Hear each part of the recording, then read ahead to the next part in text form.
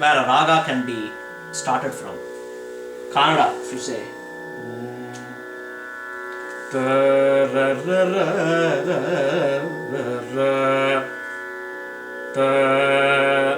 You start with the Rishabha. You don't say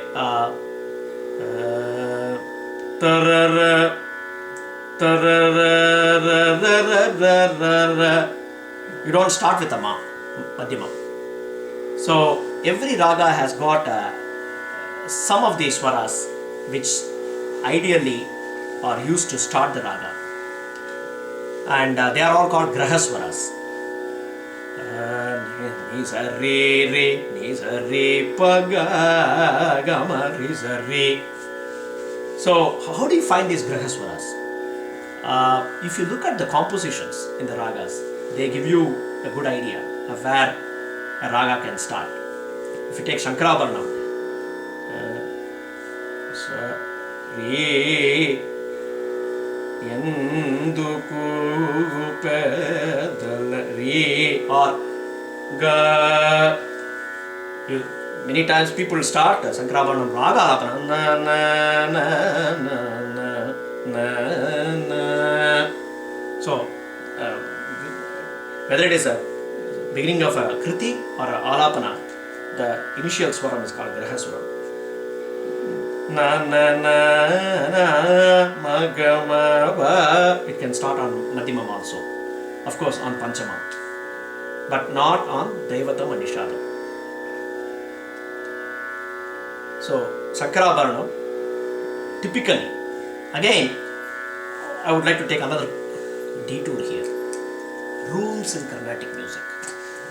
Okay, there are many layers of rules. If you have heard it before from me, please bear with me. The basic rule is Shruti Suddha. Many musicians, for students, the biggest challenge is the most fundamental rule, Shruti Suddha. And then, of course, the moment you start singing a composition, Kriti, then when you do Niravalan, Kalpana Swaram and all that, the Talam, the Laya Suddha. And then the next level would be Swara Suddha. For a ragam, are you sticking to the grammar of the raga? Or you make sure that you only have the notes that belong to that raga? And the next level would be, are you singing, are you following the raga lakshanas, not the hard lakshana of which notes are admissible, but which is the Grahaswaram, and then we are going to talk about other aspects of the lakshana. So when you take layers and layers, we find that people take more and more liberties with the higher level concepts. If traditionally, if a ragam is only supposed to be started on a certain swaras, and somebody will try to question that, okay, and this is where I think it is generally expected that if you are going to be questioning some of these rules, higher level rules, you cannot violate the basic rule, even if you are God. If you if it is a apasruti, it is wrong. But if you are going to start a ragam in a swaram which traditionally it has not been used to start with, if you are a very accomplished, exceptional musician or a vagayakara, you can do that, and maybe the music world will accept it or not. So that's so when I say some of these rules, you have to kind of say some rules are more stricter than others, and of course at one level, all of you students, for you the authority as you are learning music is your guru. If your guru says this is how it should be, that's how it should be.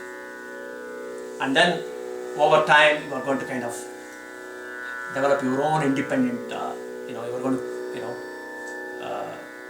research, and you are going to listen to different styles of music.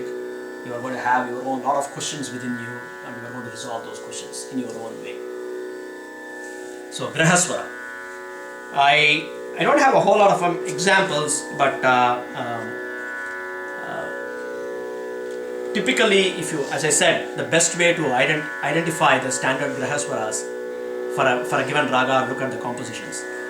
I'm going to ask you something. I told you about for Kannada, Rishabham and Shankarabharanam, Rishabham, Gandharam, Madhyamam. Name a Grahaswara for all ragas have one Grahaswara. What is that? Typically, Sa. So it goes without saying, Sa and Pa or not Pa as much, because there are some ragas where Panchamam is very not a prominent note. But for all practical purposes, you can say, if a ragam, Sa and Pa, you can always be on safe grounds. Starting a composition. And Grahaswara again, it's for the starting of the composition of a Kriti, or is it for starting of the Alapana, or is it starting for the section of the Alapana? So it's not a very hard and fast concept, because when you do a very elaborate Alapana, you do it in different phases. You start, from Sa, and then you start Sancharam around Ma and Pa, in different notes. So the Grahaswara concept comes in even there, where you can start even a section of the Alapana. So Kriti, beginning of the Alapana, beginning of the section of an Alapana. So that's a starting note. Then we have something called a Nyasaswara. Nyasaswara, I would even say it's more important than the Grahaswara, because Nyasaswara is the swara which finishes something. What is that something? It is either a Kriti again, it finishes the Alapana where you stop, but more importantly, even within a phrase, which swaram you can end the phrase in, that's very important, because that could really change the mood of the raga. It can spoil the mood of the raga if you stop at the wrong note. One classic example that is given is Da and Danyasi. Da is not a Nyasa swaram for Danyasi. Go figure. Sa sa ga ma pa ni sa ta ra ra ra na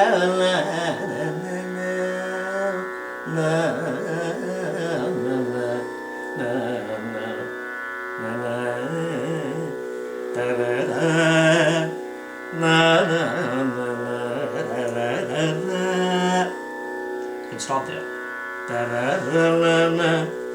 Yeah, you can stop there. You can stop there. You can't stop there. So Da is not a Nyasa swaram. And when it comes to Nyasa swaram, there are different degrees. You can take a brief. You cannot stop no matter what. You have some rules like that. And then in some cases you can briefly stop, but you cannot stay there. You can make a brief halt, but immediately you have to start the next phrase. Or you can stay there forever. So you can think of it as like a semicolon or a period.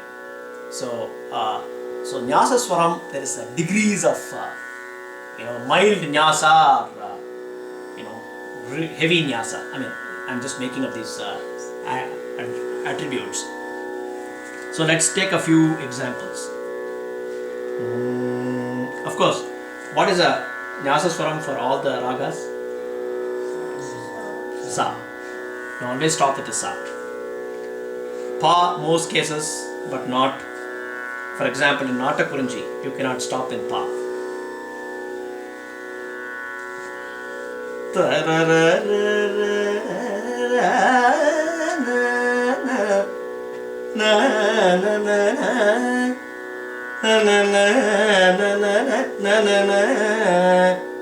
You cannot stop there. So, same case with Riti Gowda. Interesting. Riti Gowda.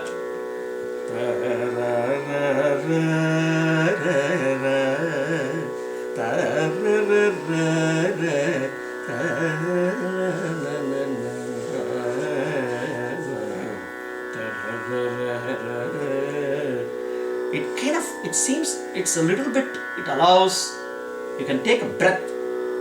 Okay, you don't even have that leeway in Danyasida. Okay, but Riti Gauda Panchamam, you have to listen to when you listen to Raga Alapana, start looking for these things. Where do they take a break? Where do they take a long break? Where do they stop? Where they do a Dirgha Swaram. Okay, interestingly, initially Sarangadeva, author of Sangita Ratnagara, he said Graha Swarams and Nyasa Swarams are, if a Swaram is a Graha Swaram, it has to be a Nyasa Swaram. But over time, I mean, it is not it's probably true 95% of the cases. But there are exceptions. Carnatic music is, one of the beauties of Carnatic music is the exception. And that's another thing you will find, that in this particular kriti we have this special phrase. So exceptions they add beauty in their own way. But it doesn't mean you can take a rule today and just simply ignore it, violate it, and then say, it's an exception. If you look at Riti Gauda, Atatala Varnam of Riti Gauda, it starts with Panchamam.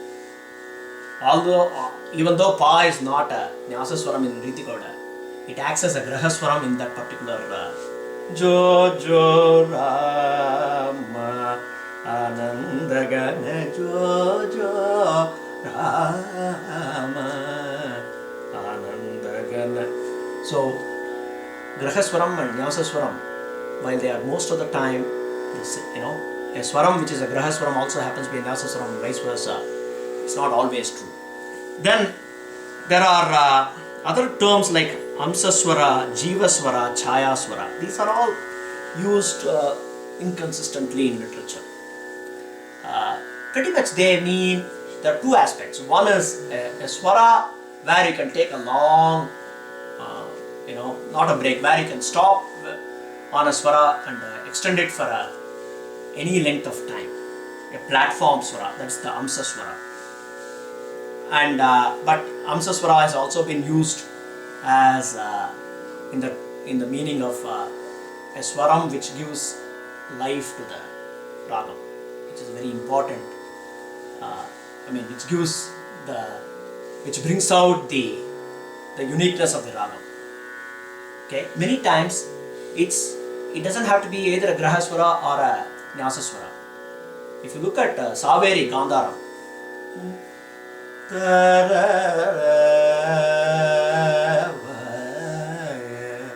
you can keep hovering around Ga for a long time, but you have to end in Re. Even though you want to, you have to touch Re. So Gandharam is not a Nyasa Swaram for Saveri, but it is one of the Jiva Swarams of Saveri.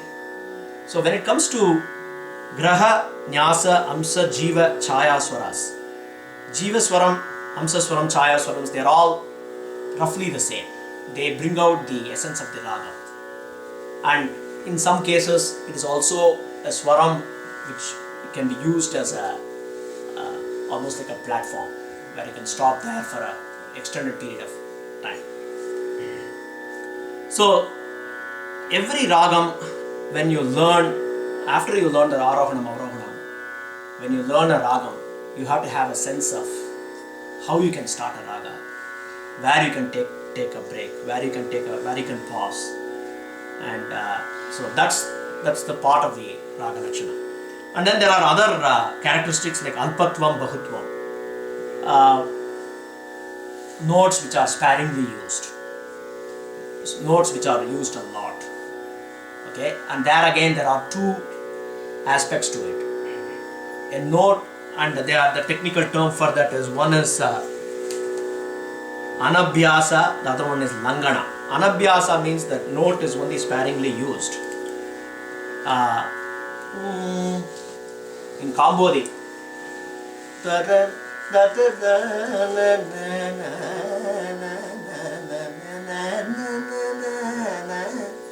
the Kakali Nishadam is sparingly used, but it is still it gives a very unique That's very much part of Kambodi. Okay. Then Lankana is, it may be used a lot, but it used in a very subtle way. It doesn't have a strong presence. If you look at the Gandharam of Arabi, Ga, where is Ga? Pa ma ga re, re pa ma re sa re, re sa re pa ma re, ra ga pa ma re, sa re ra pa ma re, sa re ma re re, na ma ga re. You don't say ma ga, ga. Ga is not sung in the Gandhara Sthana. It's always ma ga re. Another example is Suruti. Pa ma ma re, ta da na na na na na na ma ga re, ma ga re. So it is not just the frequency, it's also the way, in the manner in which a note is sung. That's also part of the Raga Lakshana. So they say this Swaram by Swaram, you can pretty much say, is it a Graha Swaram? Is it a Nyasa Swaram? Is it a Jiva Swaram? And is it, is the manner in which it is sung? And then other aspects, range of the Raga. Most Ragas in Carnatic music can be sung over 3 octaves, right? Mantrasthai, Madhyamasthayi, Tarasthai. But when it comes to certain Ragas, we have a special class of Ragas which stop with Nishada. They are called Nishada Tyanta Raga. Right? I am not talking about those Ragas where even the Arohanam Arohanam gives you the range. Because typically they are sung